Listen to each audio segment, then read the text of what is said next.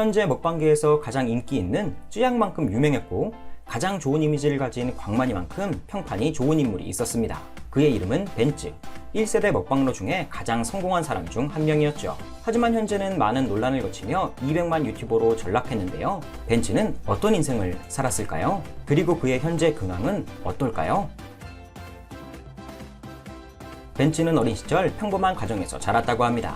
하지만 그에겐 특출난 재능이 두 가지 있었는데 첫 번째는 운동이었습니다. 초등학생 때부터 힘이 좋아 투포한 선수를 했으며 중학교에 올라가서는 유도 선수로도 활약했습니다. 단순히 취미 정도가 아니라 전국 소년체전 8강까지 진출할 정도로 실력이 좋았다고 하죠. 고등학교에 올라가선 유도를 그만두고 운동하면서 찐 살을 빼기 위해 헬스도 전문적으로 했다고 합니다. 이처럼 운동을 잘했던 벤츠는 먹는 것에도 재능이 있었습니다. 이미 초등학교 고학년 때부터 라면을 먹을 땐 3개씩 먹었다고 합니다.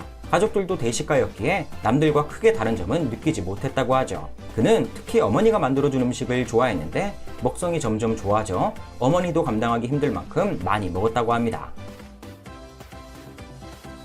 고등학교 시절 평범한 공부 실력을 가지고 있던 벤츠는 대학교에 진학합니다. 하지만 대학교에 들어갈 당시 집안 사정이 많이 힘들어졌다고 합니다.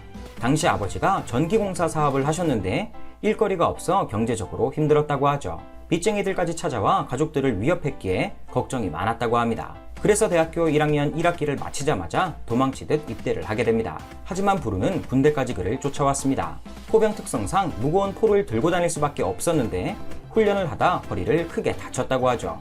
이를 계기로 불과 몇 개월 만에 2등병의 신분으로 의병 전역을 하게 됩니다. 다시 사회로 나온 벤츠는 가세가 기운 집안을 일으켜 세우기 위해 낮에는 노가다를 하고 밤에는 택배 일을 시작했습니다. 아침 5시 30분까지 인력소에 나가 일거리를 받았고 오후 4시에 일이 끝나면 곧바로 택배 사무실로 향했습니다. 하루 24시간을 오직 육체적인 일에만 몰두하며 돈을 벌었습니다. 그리고 벤츠는 대학교도 옮기기로 결정합니다. 왜냐하면 벤츠는 사립대를 다니고 있었기 때문에 학비가 싼 국립대로 편입하기 위해서였죠. 편입을 위해선 면접을 잘 보는 게 필수였는데 이것이 큰 걱정거리였습니다. 당시 면접을 봐주는 학원이 있었지만 그곳에 다닐 형편은 안 되었기에 방법을 더 고민했습니다. 이때 그가 찾은 방법이 아프리카 방송이었습니다. 사람들이 많은 곳에서 방송을 해보면 떨리지도 않을 테고 면접도 잘 볼 수 있을 것 같아서였습니다. 그렇게 그는 2013년 아프리카 TV로 데뷔합니다. 방송을 시작하기로 마음먹은 벤츠는 가까운 편의점으로 달려갔습니다. 당시 가진 돈으로 컵라면, 삼각김밥, 편의점 도시락을 사서 먹방을 시작했죠. 당시엔 먹방 장르가 지금처럼 유명하지 않았기에 초기 시청자는 적었습니다. 그 역시 첫 방송에서는 시청자가 딱 3명 뿐이었다고 합니다. 하지만 그는 꾸준히 방송을 지속했고 방송을 한 지 3달째부터 시청자가 100명대에 안착했다고 합니다.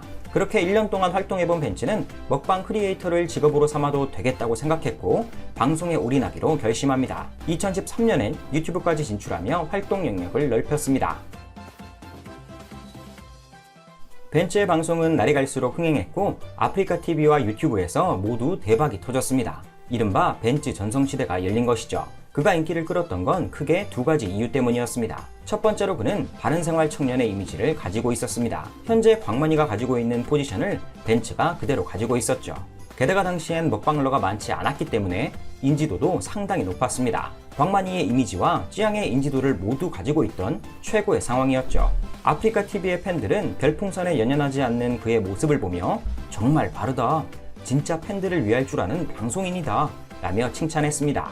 유튜브 댓글의 분위기도 비슷했고 그의 인성에 대한 호평이 가득했습니다. 그가 인기를 끌었던 두 번째 이유는 찐 먹방러였기 때문입니다. 1세대 먹방러 중 벤츠와 비견될 만큼 많이 먹는 유튜버는 거의 없었습니다. 방송 초창기엔 라면 5개로 시작했지만 곧 7개, 9개, 11개로 늘려가며 팬들을 만족시켰습니다. 신대방, 온정, 대왕 돈가스도 가뿐히 먹었고 전보 라멘 또한 가볍게 먹어치웠습니다. 연예인 먹방으로 유명한 정준하가 실패한 하와이 방석 팬케이크도 어렵지 않게 소화했죠. 많은 양의 음식을 먹으면서도 깔끔하게 먹는 그의 모습을 시청자들은 좋아했습니다. 한창 전성기를 누리던 벤츠는 공중파까지 진출하며 날개를 달았습니다. JTBC의 랜선 라이프를 비롯한 많은 방송에 출연하게 되죠. 하지만 이미지가 너무 소모된 탓일까요? 시청자들은 너무 바른 이미지만 가진 그를 보며 노잼이다, 너무 지루하다 등의 반응을 보이기 시작합니다. 그리고 유튜브와 공중파에 치중한 나머지 아프리카 TV는 거의 손을 놓아버립니다. 팬들이 서서히 이탈 조짐을 보이기 시작하자 벤츠는 본인만의 사업을 준비합니다. 그가 시작한 사업은 이포유라는 건강식품 판매업이었습니다. 특히 다이어트 보조제를 전략적으로 밀었으며 본인 또한 이 제품의 도움을 받았다고 광고하게 됩니다. 여전히 벤츠를 신뢰하는 팬들이 많았기에 이 제품은 다소 비싼 가격에도 잘 팔렸고 사업은 순조로운 듯 보였습니다. 하지만 식품 사업과 공중파 방송에 집중한 그는 정작 본인의 터전이었던 유튜브 먹방엔 소홀해졌습니다. 생방송 횟수도 줄어들었고 몸 관리를 위해 예전만큼 음식도 많이 먹지 않았죠. 한동안 순항하던 사업은 2019년 큰 위기를 맞게 됩니다. 그가 판매한 건강기능식품이 다이어트에 특효가 있는 것처럼 허위, 과장 광고를 했다며 고발당한 것이죠. 이 혐의로 검찰은 징역 6개월을 부용했고 이에 벤츠는 크게 당황합니다. 1개월 만에 1차 재판 결과가 나왔고 결과적으로는 벌금 500만원형을 받았습니다.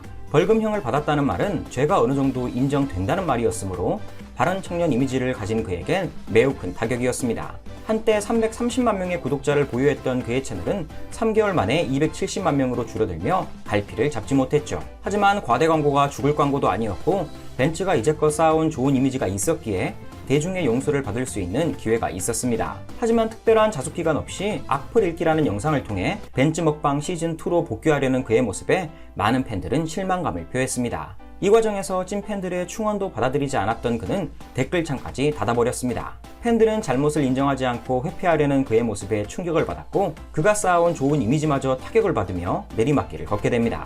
2차, 3차 사과 영상을 올렸지만 한 번 돌아선 대중들의 마음은 쉽게 돌아오지 않았습니다. 한 네티즌은 이렇게 말했습니다. 벤츠 방송이 타 먹방 유튜버들에 비해 크게 재밌는 건 아니지만 벤츠라서 봤던 건데 이제 착한 이미지도 버리고 댓글도 막고 소통도 안 하는데 굳이 볼 이유가 뭐가 있냐? 라며 불만을 노골적으로 드러냈습니다. 유튜브 구독자는 계속 줄어들어 2022년 12월엔 200만 명을 겨우 유지했습니다. 그렇다면 한 시대를 풍미했던 벤츠의 수익은 얼마나 되었을까요? 방송 인터뷰에 따르면 전성기 시절 그가 벌어들인 연수익은 약 10억 원에 달한다고 합니다. 그의 방송이 가장 잘 되었을 무렵 평균 조회수는 약 100만 뷰에 육박했고 각종 공중파와 광고 수익까지 받았기에 당연한 수익이었습니다. 최전성기 기준으로 보면 올해 1억은 충분히 벌었을 것으로 예상됩니다. 그렇다면 현재는 얼마나 벌고 있을까요? 2023년 기준 그의 월 평균 수익은 약 100만 원 정도로 추정됩니다. 전성기 시절 수익의 100분의 1이 된 것이죠. 마지막으로 올린 유튜브 영상도 벌써 7개월 전이며 조회수 또한 예전 같지 않습니다. 그는 현재 다른 방송 활동은 하고 있지 않으며 예전에 했던 음식 사업에서도 손을 뗐습니다. 즉 대외적인 활동이 전무한 상황입니다. 많은 팬들의 사랑을 받았던 1세대 최강 먹방 유튜버 벤츠, 언젠가 다시 바른 청년 이미지를 회복해 방송으로 돌아올 그날을 기원합니다. 끝!